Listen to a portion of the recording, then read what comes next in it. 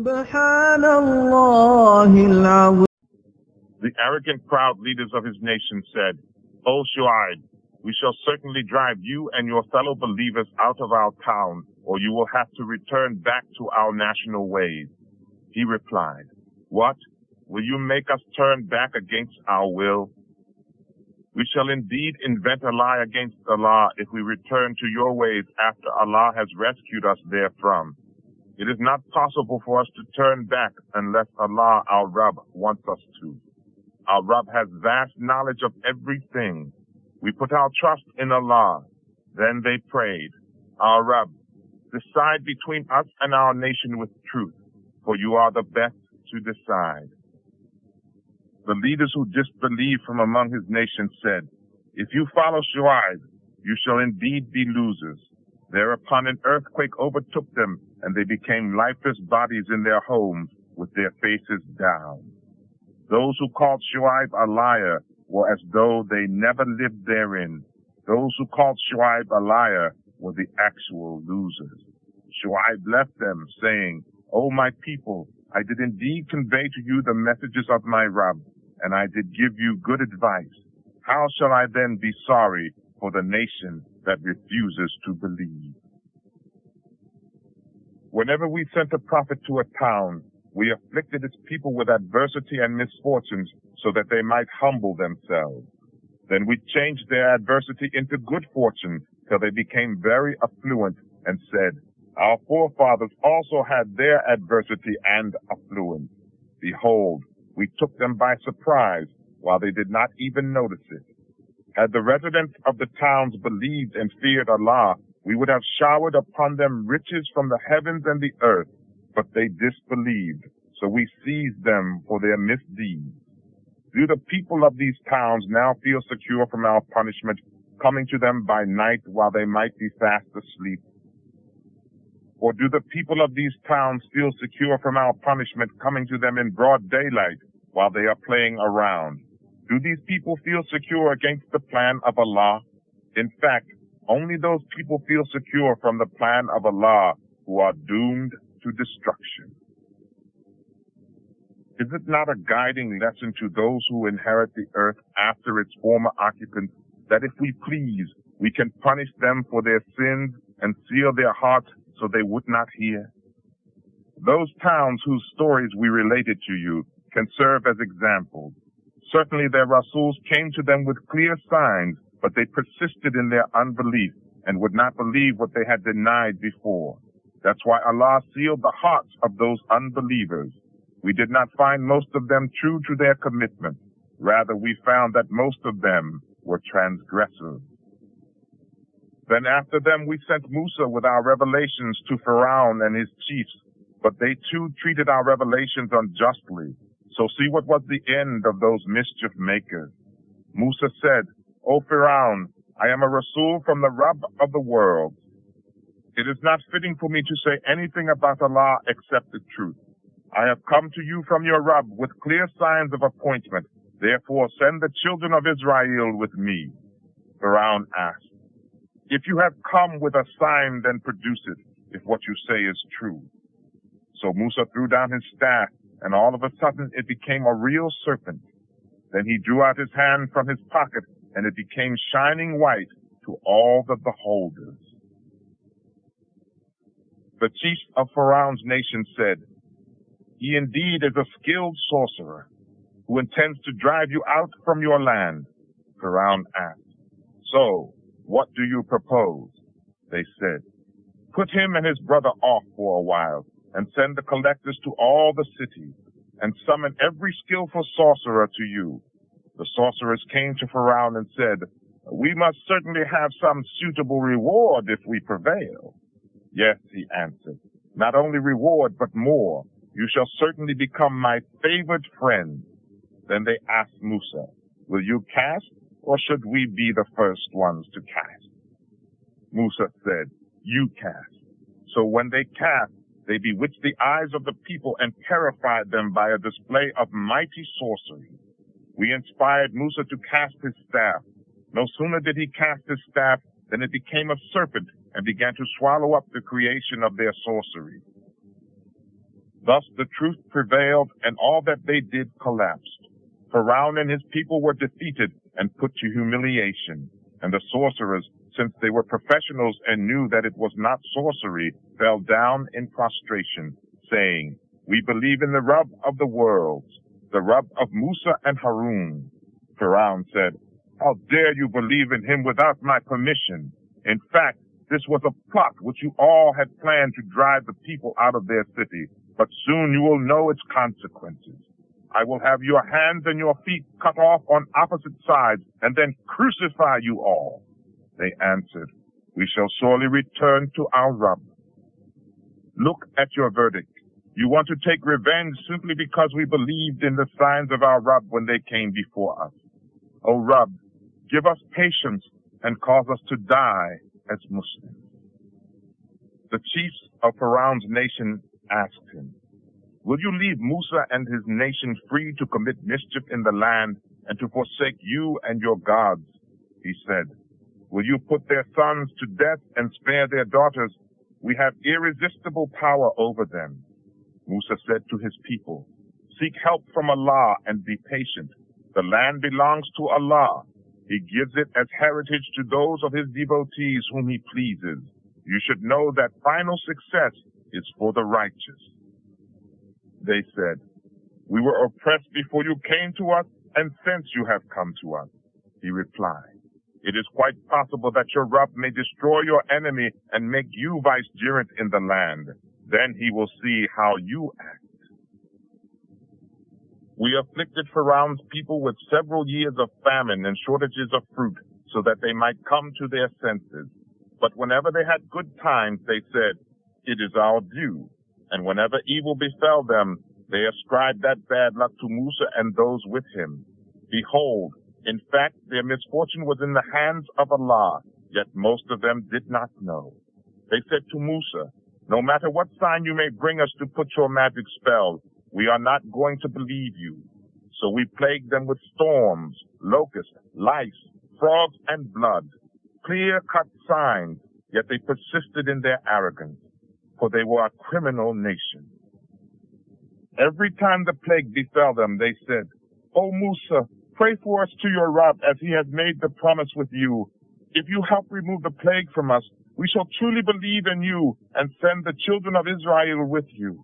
But every time we removed the plague from them, and the appointed time for the release of the children of Israel came, lo, they broke their promise. Therefore we inflicted retribution on them and drowned them in the sea, for they denied our signs and became heedless of them. Thus we made that nation which was oppressed the inheritors of the eastern and western lands which we had blessed. That's how the fair promise of your Rabb was fulfilled for the children of Israel, because they had endured with patience. And we leveled to the ground the great works and fine buildings which Pharaoh and his nation had erected with such pride. We made the children of Israel cross the sea. On their way, they came across a people who were worshiping their idols. They said, "O Musa, fashion for us an ilah like the gods of these people." He replied, "You are indeed very ignorant people. Don't you realize what these people are following is doomed to destruction and their deeds are in vain?" He further said, "Should I seek for you a god for worship other than Allah, when it is he who has exalted you above all the world? And while Allah says, 'Remember that we rescued you from the people of Pharaoh, who subjected you to cruel torment, putting your sons to death and sparing your women, and in that condition of slavery there was a great trial from your Rabb.'" We summoned Musa to the Mount of Tur for 30 nights and added 10 more to complete the term of 40 nights for communication with his Rabb. Musa asked his brother Harun, "You will be in my place among my people. Set a good example and do not follow the way of mischief makers." When Musa came to our appointed place and his Rabb spoke to him, he asked, "O my Rabb, give me power of sight to see you." He answered, "You cannot see me. Look at the mountain. If it remains firm in its place, then soon you might be able to see me." When his Rabb manifested his glory on the mountain, it turned into small pieces of fine dust, and Musa fell down unconscious. When Musa recovered, he said, "Glory be to you. Accept my repentance, and I am the first of the believers." Allah said, "O Musa, I have chosen you from among mankind to deliver my message and to have conversation with me. So take what I give you and be thankful." We inscribed for him upon tablets all kinds of instructions and details for everything, concerning all branches of life, and said, "Observe these with firmness, and enjoin your people to follow them according to the best of their abilities. Soon I shall show you the homes of the transgressors. I will turn away from my signs the eyes of those who are unjustly arrogant in the land, so that even if they see each and every sign, they will not believe in it. If they see the right way before them, they will not follow it. But if they see a crooked way, they will follow it. This is because they denied our revelations and were heedless of them. Those who deny our signs in the meeting of the hereafter, their deeds are null. Should they be rewarded except for what they have done?"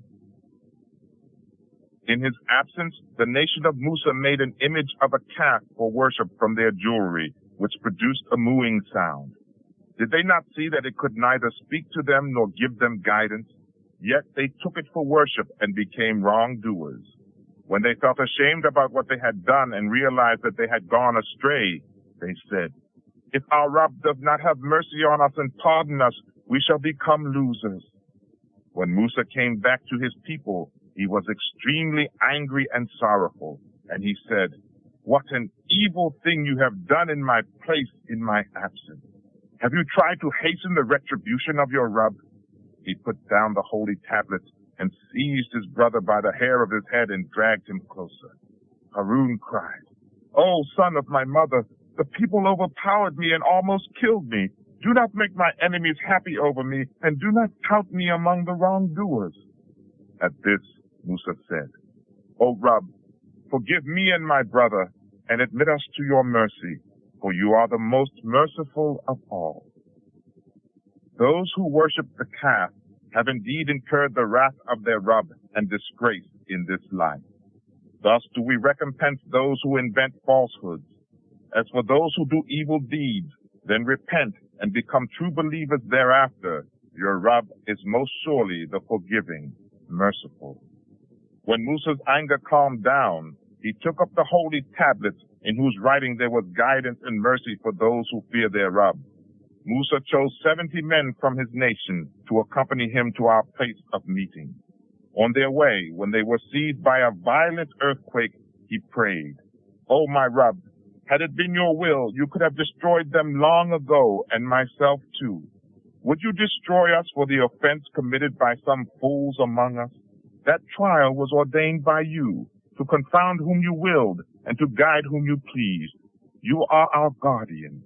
Therefore forgive us and have mercy on us, for you are the best of all forgivers. O Allah, ordain for us what is good in this life and in the hereafter. Surely we have turned to you." He replied, "I will inflict my punishment upon whom I please, yet my mercy encompasses everything. I will ordain special mercy for those who do righteous deeds, pay zakah, and believe in our revelations."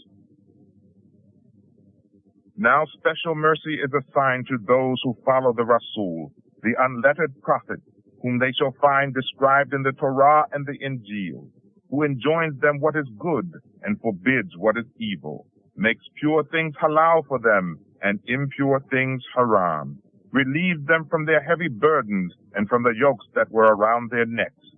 Therefore those who believe in him, honor him, help him, and follow the light which is sent down with him will be the ones who will be successful in this life and the hereafter.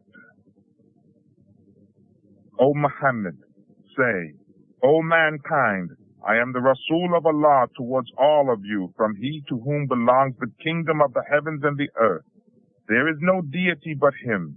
He brings to life and causes to die. Therefore believe in Allah and his Rasul, the unlettered prophet, who believes in Allah and His word. Follow him so that you may be rightly guided. In the nation of Musa, there were some who guided others with the truth and thereby established justice. We divided them into 12 tribes as nations, and when his thirsty people asked him for water, we revealed to Musa, "Strike the rock with your staff." Thereupon 12 springs gushed out from the rock. Each tribe was specified its drinking place. We caused the clouds to cast shadow over them and sent down to them manna and salva for their food, saying, "Eat of the pure things we have provided for you." But they rebelled, and by doing so they did not harm us, but they did injustice to their own souls.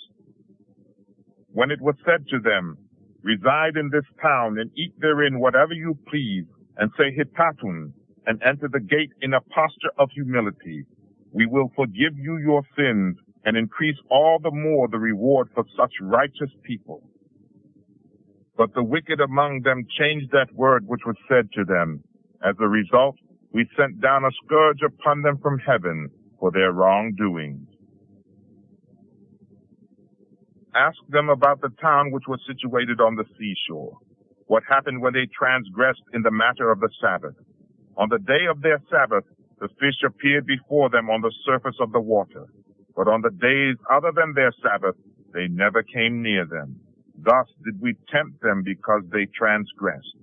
Also remind them about the conversation among some of them when some of them asked, "Why do you admonish a people whom Allah will destroy and sternly punish?"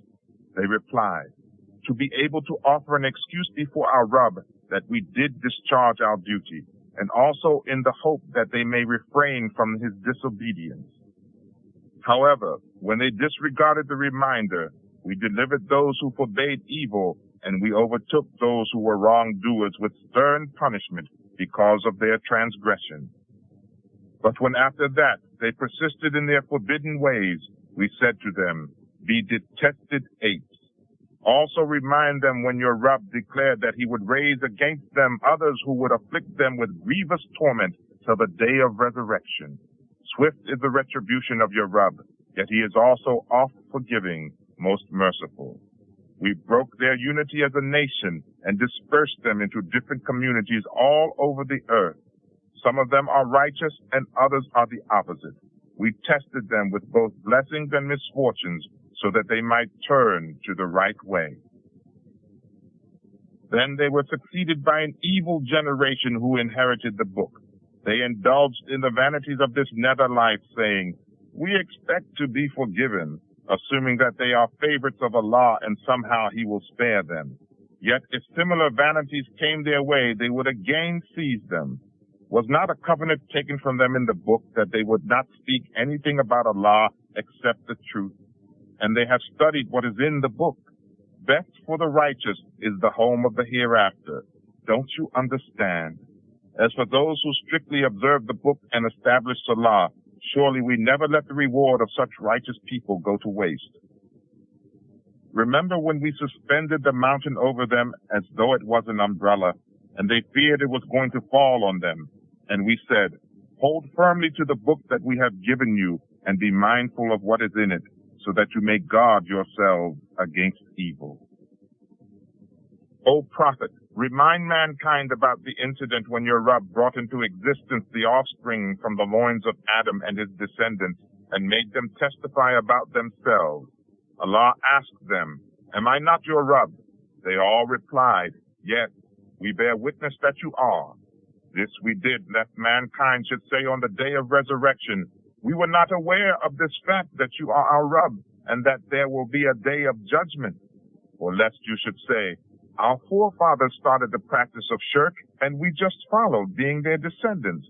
Will you then destroy us on account of following the sin committed by those wrongdoers?" Thus do we spell out our revelations so that you might return to the right way. Tell them the story of that person to whom we sent our revelations, but he turned away from them. As a result, Shaitan persuaded him until he became one of the misguided. Had it been our will, we would have exalted him through those revelations, but he clung to this earthly life and followed his own desires. His similitude is that of a dog. If you chase him, he lolls out his tongue. And if you leave him alone, he still lolls out his tongue. Such are those who deny our revelations. Tell them these parables so that they might think over their behavior to our revelations. Very bad is the example of those people who deny our revelations and wrong their own souls. Only he whom Allah guides is rightly guided, and whom he confounds will become the losers. Certainly we have destined many jinns and human beings for hell. Those are the ones who have hearts with which they do not understand. They have eyes with which they do not see. They have ears with which they do not hear. They are like animals, or even worse than them, because they are those who are heedless. Allah has the most excellent names. Call on him by them, and shun those people who use profanity in his names. Such people shall be requited for their misdeeds. Among those whom we have created, there are some people who guide others with the truth and establish justice therewith. Those who deny our revelations, we draw them step by step closer to destruction in ways that they do not realize. And even though I grant them respite, my plan is surely effective. Has it never occurred to them that their companion is not a madman? He is merely a plain warner. Have they not pondered over the kingdom of the heavens and the earth and whatever Allah has created, and that maybe their hour of death has come closer? In what message after this would they then believe? None can guide those whom Allah confounds and leaves them blundering about in their rebellious transgression. They ask you about the hour of doom and when it will take place. Say, knowledge about it rests only with my Rabb. He himself will disclose it at the proper time. Heavy is its weight in the heavens and the earth. It will not come gradually, but all of a sudden. They ask you as if you yourself were in search of it.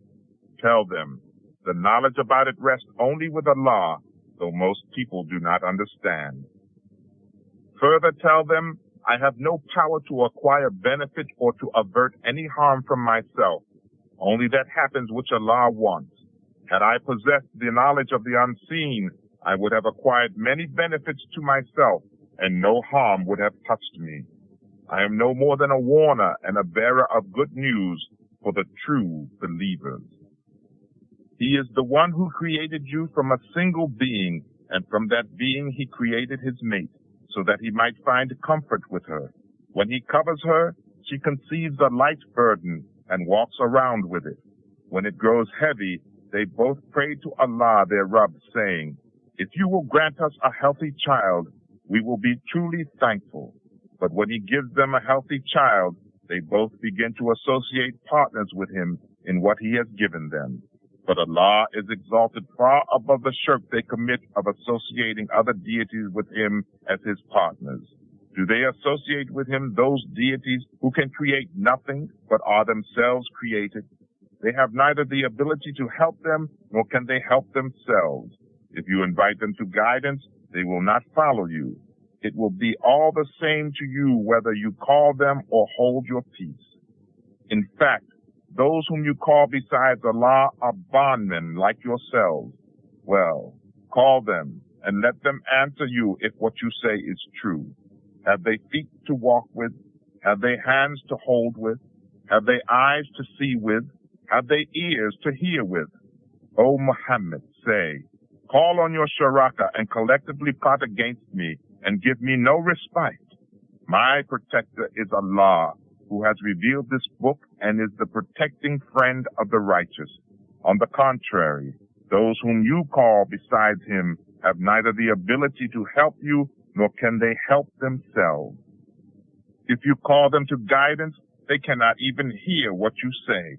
Although it appears as if they are looking at you, they do not see. Show forgiveness, speak for justice, and avoid the ignorant.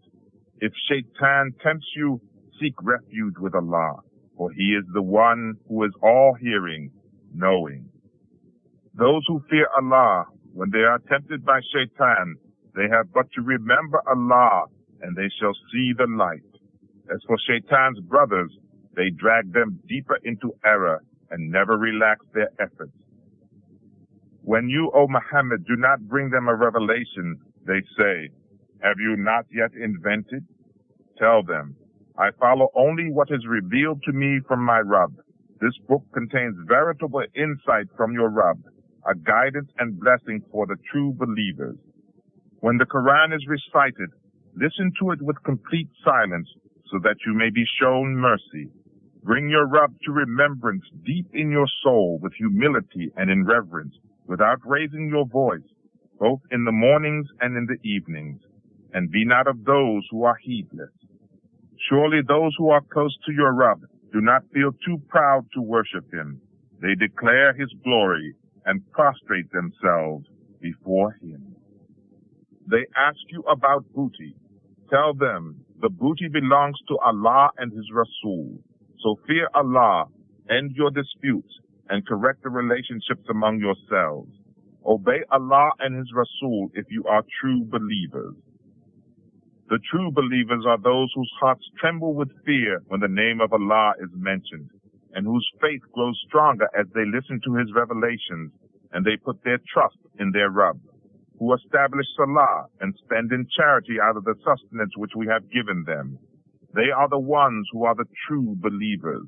They will have exalted ranks with their Rabb, forgiveness for their sins, and honorable sustenance. Your Rabb ordered you to leave your home to fight for justice, but some of the believers were reluctant. They argued with you about the truth which had been made clear, as if they were being driven to death with their eyes wide open. Remember, Allah promised you victory over one of the two enemy parties, and you wished for the one which was unarmed. But Allah intended to prove the truth to be true according to his words, and to cut off the roots of the unbelievers, so that the truth should come out as truth, and falsehood should be proved as false, even though the criminals wished otherwise. When you prayed to your Rabb for help, he answered, I will assist you with 1,000 angels, one after another. By this good news, Allah sought to comfort your heart, for victory comes only from Allah. Surely Allah is mighty, wise. Remember when he caused drowsiness to overcome you as an assurance from himself, and sent down water from the sky to cleanse you and to remove from you the uncleanliness caused by Shaitan, to strengthen your hearts and to steady your feet therewith. Then your Rabb revealed his will to the angels. I am with you. Give courage to the believers. I will cast panic into the hearts of the unbelievers. Therefore smite their necks and beat every joint of their bodies. This is because they defied Allah and his Rasul. Whoever defies Allah and his Rasul should know that Allah is strict in retribution, that it is the reality, so taste it. And there will also be the torture of hellfire for the unbelievers. O believers, when you encounter the unbelievers in battle, never turn your backs to them. And whoever turns his back to them on such an occasion, unless it be a strategy of war or to join towards a detachment, shall incur the wrath of Allah, and his abode shall be hell, and how awful shall be that dwelling. In fact, it was not you who killed them, but it was Allah who killed them. It was not you who threw the handful of sand, but it was Allah who threw it, so that he might pass the believers successfully through this excellent trial. Surely Allah is all-hearing, all-knowing. This is his dealing with you. As for the unbelievers, Allah will surely frustrate their evil plots. O unbelievers, you wanted a decision. Lo, the decision in the shape of the believer's victory has come to you. Now, if you desist, it will be better for you. And if you repeat your act of war against the believers, so shall we repeat the act of providing them assistance. And your forces, however large in number they may be, shall avail you nothing. For verily, Allah is with the believers. O believers, obey Allah and his Rasul, and do not turn your back on him now that you have heard all. Do not be like those who say, we hear, but give no heed to what they hear. For the worst animals in the sight of Allah are those deaf and dumb people who do not use common sense. Had Allah perceived any virtue in them, he would have indeed endowed them with hearing. Had he made them hear, they would have turned away and refused to listen. O believers, respond to the call of Allah and His Rasul when He calls you to that which gives you life, and know that Allah stands between man and his heart, and that it is He in whose presence you shall all be assembled. Guard yourselves against temptation. The wrongdoers among you are not the only ones who will be tempted, and know that Allah is strict in retribution. Call to mind how He gave you shelter when you were few in number and were oppressed in the land, ever fearing lest the enemy would kidnap you. He made you strong with His help and provided you a safe asylum and gave you pure things for sustenance so that you may give thanks. O believers, do not betray the trust of Allah and His Rasul, nor violate your trust knowingly. You should know that your wealth and your children are in fact a test for you, and that Allah is He with whom is your mighty reward.